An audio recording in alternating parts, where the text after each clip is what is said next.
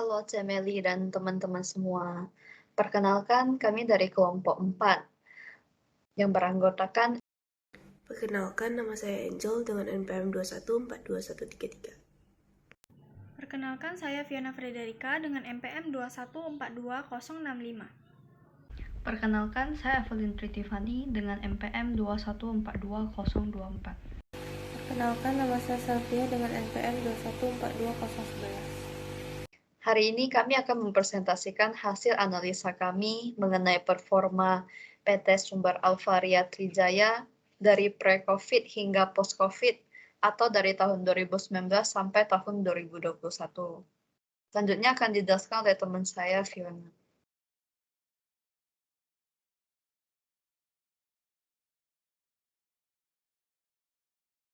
Baik, pertama saya akan menjelaskan mengenai profil perusahaan pada PT Sumber Alvaria Trijaya Terbuka atau yang biasa dikenal dengan nama Alfamart. PT ini didirikan pada 22 Februari 1989, yaitu 33 tahun yang lalu, yang didirikan oleh Joko Susanto dengan bisnis yang bergerak dalam kegiatan usaha perdagangan eceran untuk produk konsumen dengan mengoperasikan jaringan minimarket yang berkantor pusat di Tangerang. 10 tahun setelah didirikan, perusahaan ini beralih ke bisnis pengoperasian minimarket yang menyediakan barang-barang kebutuhan pokok dengan harga yang terjangkau. Kemudian pada tahun 2002, perusahaan ini mengakuisisi 141 Alfa Minimart dan mengubah nama gerai-gerai tersebut menjadi Alfamart. Pada tahun 2009, perusahaan ini resmi melantai di Bursa Efek Indonesia. Kemudian pada tahun 2014 bersama SM Investment Corporation, Alfamart Retail Asia mendirikan sebuah perusahaan patungan bernama Alfamart Trading Philippines agar dapat mengembangkan merek Alfamart di Filipina. Perusahaan ini terus mengalami perkembangan yang cukup pesat dan signifikan. Hal ini ditunjukkan dengan adanya ekspansi pangsa pasar yang dilakukan oleh Alfamart ke berbagai kota di Indonesia sebagai berikut. Kini Alfamart memiliki 16.492 jaringan minimarket yang terdiri dari minimarket milik sendiri sebanyak 12.273 unit dan minimarket bentuk kerjasama waralaba sebesar 4.219 unit. Kini Alfamart juga memiliki 122.179 orang karyawan serta melayani lebih dari 3 juta pelanggan setiap harinya. Selanjutnya akan dijelaskan oleh teman saya, Angel.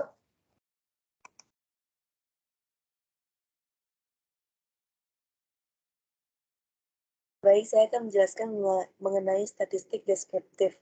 Yang pertama ada total aset. Tahun 2019 total asetnya adalah Rp23.992.313. Tahun 2020 total asetnya adalah Rp25.970.743. Tahun 2021 total asetnya adalah Rp27.493.748. Bayannya adalah Rp25.818.935. Range-nya yang merupakan pengurangan antara nilai tertinggi dengan nilai terendah adalah Rp3.501.435. Variance adalah Rp2.864.861.572. Standar deviasi Rp1.433.480. Next. Jadi sebelum saya menjelaskan mengenai total liabilitas, saya akan menjelaskan bagaimana cara menghitung variance dan standar deviasi. Jadi menghitung variance itu dapat dicari dengan mengurangi X dengan mean atau kata-katanya, lalu hasil dari itu akan dipangkatkan 2. Jadi total dari X kurang mean pangkat 2 akan dibagi dengan total X, yaitu 3 yang di sini. Variance-nya adalah yang 2 biliar tadi. Dan standar deviasinya itu adalah akar pangkat 2 dari variance, jadi Rp1.433.480. Next. Total liabilitas pada tahun 2019 adalah Rp17.108.006. Tahun 2020, Rp18.334.415. Tahun 2021, Rp18.503.950. Meannya adalah Rp17.982.123. Range-nya Rp1.395.944. Variance-nya Rp386.831.200.294. Standar deviasinya Rp621.958. Next. Total pendapatan pada tahun 2019 Rp72.944.988. Tahun 2020 Rp75.826.880. Tahun 2021 Rp84.904.301. Mehannya Rp77.892.056. Range-nya Rp11.959.313. Variance-nya Rp25.970.4.549.208. Standar deviasinya Rp5.096.077. Next.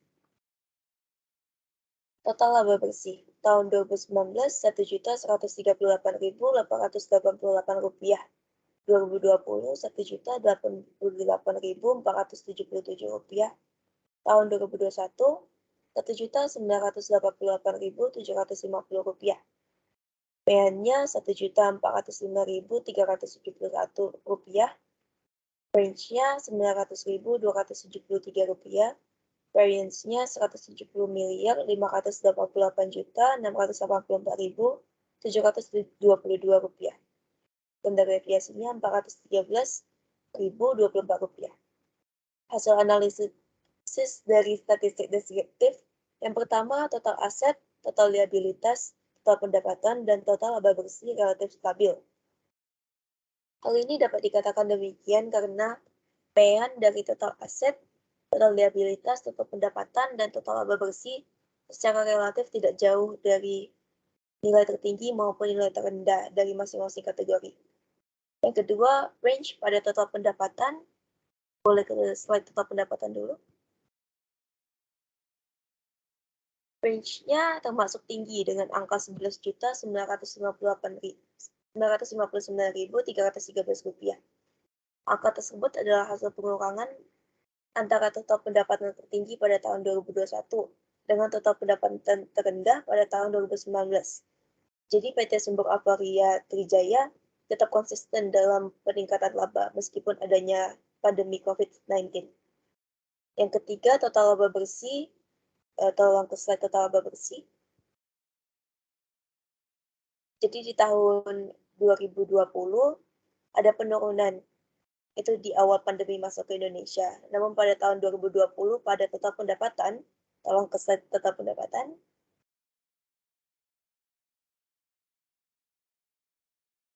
Jadi di total pendapatan tuh dari tahun 2019 hingga 2021 itu tetap meningkat ya. Jadi dapat disimpulkan bahwa PT Sumber Alvaria Trijaya memiliki total biaya yang tinggi pada tahun 2020, sehingga total laba bersihnya menurun pada tahun 2020. Selanjutnya mengenai analisis grafik histogram akan dijelaskan oleh teman saya, Selvia.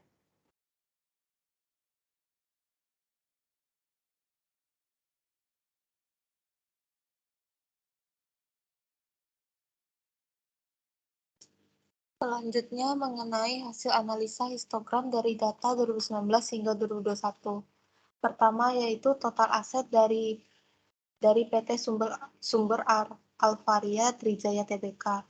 Dari histogram tersebut dapat dilihat bahwa pada tahun 2019 PT Sumber Alvaria Trijaya Tbk memiliki total aset sebesar Rp23.942.313. Pada tahun 2020 memiliki total aset sebesar Rp25.970.743 dan pada tahun 2021 memiliki aset sebesar Rp27.493.748.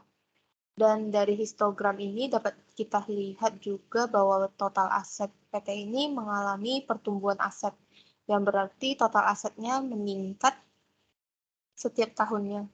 Pertumbuhan aset dapat berpengaruh positif untuk nilai perusahaan karena semakin besar aset, maka semakin besar hasil operasional perusahaan, dan pengaruh hasil operasional perusahaan yang besar adalah menambah kepercayaan pihak luar atau para investor terhadap perusahaan. Kemudian yang kedua yaitu total liabilitas dari PT Sumber Alvaria Trijaya Tbk. Dari histogram dapat dilihat bahwa pada tahun 2019 perusahaan ini memiliki total liabilitas sebesar Rp17.108.006. Pada tahun 2020 memiliki total liabilitas sebesar Rp18.334.415 dan pada tahun 2021 memiliki total liabilitas sebesar Rp18.503.950, yang artinya liabilitas pada perusahaan mengalami pertumbuhan atau meningkat setiap tahunnya. Peningkatan liabilitas dapat berpengaruh positif dan juga negatif. Untuk sisi positif, yaitu digunakan sebagai sumber pendanaan seperti investasi, kemudian bunga yang dibayarkan ketika melunasi liabilitas dapat menjadi salah satu pengurang pajak, dan dapat memperbaiki cash flow perusahaan. Untuk sisi negatifnya yaitu tidak dapat melunasi liabilitas sehingga menumpuk dan dapat membuat keuangan perusahaan memburuk. Yang ketiga yaitu total pendapatan atau revenue PT Sumber Alvaria Trijaya Tbk. Dari histogram tersebut dapat dilihat bahwa pada tahun 2019 perusahaan memiliki total revenue sebesar Rp72.944.988 dan pada tahun 2020 memiliki total revenue sebesar Rp75.826.880 dan pada tahun 2021 memiliki revenue sebesar Rp84.004.301, sehingga dapat disimpulkan bahwa total revenue PT Sumber Alvaria Trijaya Tbk mengalami peningkatan yang berpengaruh positif untuk perusahaan. Karena semakin tinggi revenue, maka semakin tinggi laba yang didapat, dan semakin tinggi laba yang didapat, maka harga saham perusahaan juga meningkat. Kemudian yang terakhir yaitu total profit atau laba bersih dari PT Sumber Alvaria Trijaya Tbk. Dari histogram dapat kita lihat pada tahun 2019 PT ini memiliki total profit sebesar Rp1.138.888 pada tahun 2020 memiliki total profit sebesar Rp1.088.477 dan pada tahun 2021 memiliki total profit sebesar Rp1.988.750. Dari data tersebut dapat disimpulkan bahwa profit perusahaan ini mengalami penurunan pada tahun 2020, yang juga dapat berpengaruh baik dan buruk. Seperti ketika laba turun, maka harga saham juga berkemungkinan turun. Pada saat harga saham turun, juga dapat berpengaruh baik karena pada saat harga saham turun, beberapa investor baru akan membelinya. Namun harga saham tidak boleh turun dalam waktu yang lama karena dapat merugikan investor lama dan akan terjadi pengurangan investor dan kekurangan dana untuk menumbuhkan perusahaan. Dan pada tahun 2021, profit perusahaan ini mengalami peningkatan yang cukup tinggi, yang artinya berpengaruh sangat baik bagi perusahaan karena harga saham naik dan dapat memberikan keuntungan untuk investor lama maupun investor baru. Selanjutnya akan dijelaskan oleh Fiona.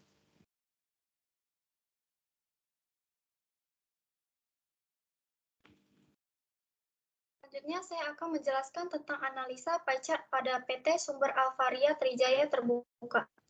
Untuk menganalisis pie chart, perlu kita ketahui apa itu aset lancar, tidak lancar, serta liabilitas lancar dan tidak lancar. Aset lancar adalah kekayaan perusahaan yang mudah menjadi uang tunai. Biasanya aset lancar menjadi komponen dasar perusahaan dalam melaksanakan aktivitas perusahaannya karena biaya operasional perusahaan berasal dari aset lancar yang mudah untuk dicairkan. Sedangkan aset tidak lancar adalah aset yang tidak langsung dapat dicairkan menjadi uang tunai. Biasanya aset ini membutuhkan waktu yang relatif lama untuk dapat diperdagangkan. Liabilitas lancar adalah liabilitas yang diharapkan akan dibayar dalam satu siklus operasional normal perusahaan atau dalam 12 bulan setelah tanggal pelaporan. Sedangkan liabilitas tidak lancar atau yang sering disebut utang jangka panjang dalam laporan posisi keuangan adalah pinjaman jangka panjang yang diharapkan akan dibayar dalam jangka waktu lebih dari 1 tahun dan bisa saja dilunasi menggunakan aset yang ada. Untuk mengetahui performa dari Alfamart, perlu melakukan perhitungan melalui rasio lancar yang dapat mengevaluasi likuiditas dengan membandingkan aset lancar dengan liabilitas lancar. Artinya, rasio lancar yang relatif tinggi itu lebih disukai perusahaan karena memiliki likuiditas yang cukup untuk membayar kewajiban yang jatuh tempo dalam 1 tahun. Rasio lancar juga dapat membantu mengukur kekuatan keuangan jangka pendek suatu perusahaan. Jadi, jika semakin tinggi angkanya, maka semakin stabil juga perusahaan tersebut. Tetapi, jika semakin rendah angkanya, maka semakin tinggi juga masalah likuiditas. Selanjutnya akan saya bahas tentang analisis pie chart pada tahun 2019. Hasil analisis pie chart ini yaitu aset lancar sebesar 62% dan liabilitas lancar sebesar 77%. Dikarenakan hasil rasio lancar lebih dari angka 1, itu menunjukkan mereka memiliki aset yang cukup untuk menutupi kewajiban jangka pendek mereka. Namun jika rasionya terlalu tinggi, itu mungkin berarti bisnis mereka tidak mengelola asetnya dengan benar. Pada tahun 2020,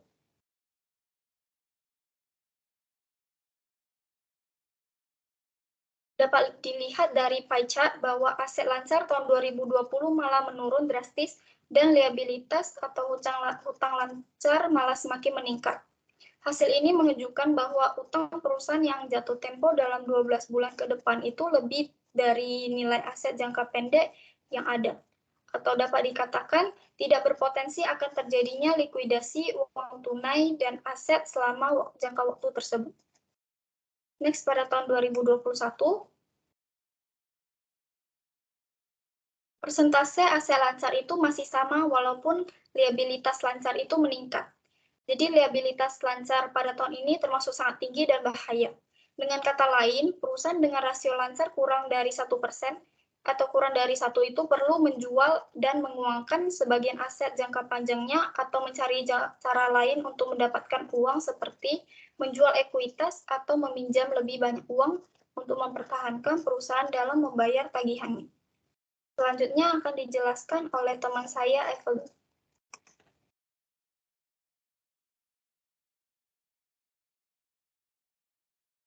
Jadi kesimpulannya berdasarkan analisis statistik yang telah dilakukan terkait dengan pertumbuhan dan dampak perubahan kondisi keuangan pra-COVID dan pasca-COVID pada perusahaan PT Sumber Alvaria Trijaya pada tahun 2019 sampai tahun 2021 dapat disimpulkan bahwa aset, liabilitas, dan pendapatan perusahaan terus mengalami peningkatan yang berpengaruh positif terhadap nilai perusahaan. Karena hal tersebut menunjukkan bahwa operasional, pendanaan, dan laba perusahaan mengalami peningkatan.